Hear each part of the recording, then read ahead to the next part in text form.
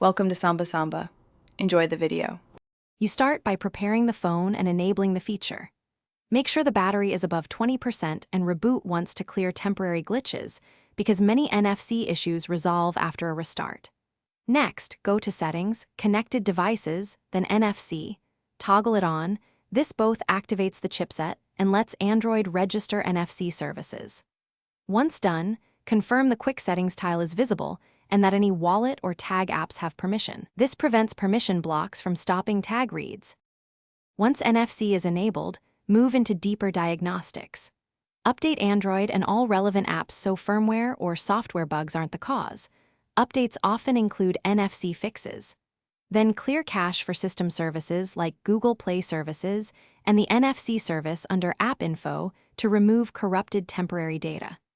If problems persist, boot into safe mode to see if a third-party app is blocking hardware access. Safe mode isolates the OS and helps you identify whether an installed app is the culprit.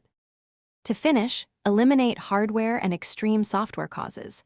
Remove any case or magnetic accessories and test tags directly over the center back area where the NFC antenna usually sits. Physical obstruction or a dislodged antenna will stop reads.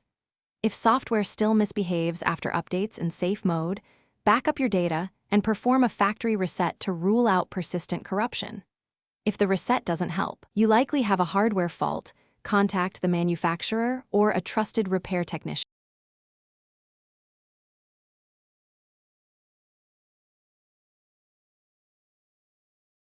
Thanks for watching. Consider subscribing if we helped you.